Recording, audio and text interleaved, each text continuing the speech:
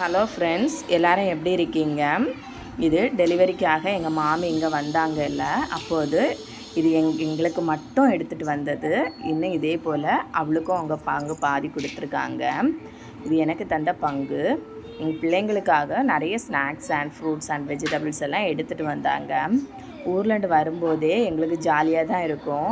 பாட்டி வராங்கன்னு சொன்னாலே பிள்ளைங்க பாட்டி லாலிபாப் கொண்டு வரோம், லேஸ் கொண்டு வரோம், சாக்லேட் கொண்டு வரோன்னுட்டு ரொம்ப ஹாப்பி ஆயிடுவாங்க. அதுபோல் தான் இந்த தடவை நிறைய கொண்டு வந்தாங்க. கேக்கு, லாலிபாப், சிப்ஸு, சீவல், முறுக்கு, இனிப்பு அப்படின்னு சொல்லிட்டு நிறைய எடுத்துகிட்டு வந்தாங்க. இது எங்கள் தோட்டத்தில் உள்ள நல்ல மிளகு தான். நல்ல மிளகு நிறைய உண்டு. அதில் அவளுக்கு பாதி எனக்கு பாதி அப்படின்னு சொல்லிட்டு கொண்டு வந்தாங்க. அப்புறம் பூஸ்ட்டு, அண்டிப்பருப்பு, எண்ணெய், அப்படி என்னென்ன இருக்கோ எல்லாம் எனக்கும் ஷேர் இருக்கும், அவளுக்கும் இருக்கும். அப்படி கொண்டு வருவாங்க. ஆனால் இந்த தடவை ரொம்ப அதிகமாக கொண்டு வந்தாங்க.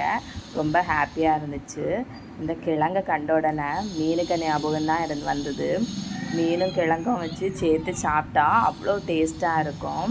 பாருங்கள் எவ்வளோ நிறைய கொண்டு வந்திருக்காங்கன்னு. இது எங்கள் தோட்டத்தில் உள்ள வாழைப்பழம் தான். மட்டி வாழைப்பழம், அப்புறம் மாம்பழமும் எங்கள் வீட்டில் உள்ளது தான். தேங்காய், மாங்காய், பழம் அப்படின்னு சொல்லிட்டு நிறைய எடுத்துகிட்டு வந்தாங்க. 1 வீக்காக ஆகுது, இன்னுமே மாம்பழம் தீரலை, அவ்வளோ நிறைய இருக்குது. நல்ல டேஸ்ட்டாக இருக்கும். பக்கத்தில் இருக்கிறவங்களுக்கெல்லாம் கொடுத்து தான் நாங்களும் சாப்பிடுவோம். அப்புறம் குழிப்பணியார சட்டி வாங்கிட்டு வந்தாங்க, 5 குழி. ஆனால் ரொம்ப பெருசாக இருக்குது. இனி தான் இதில் ஊற்றி ட்ரை பண்ணணும். இப்படி நீங்கள் வெளியூரில் இருந்து உங்கள் மாமா, மாமி, அம்மா இப்படி ஊர்லேருந்து வந்து நிறைய பொருள் கொண்டு வந்தால் உங்களுக்கு ஹாப்பியாக இருக்குமான்னு கீழே கமெண்ட் பண்ணி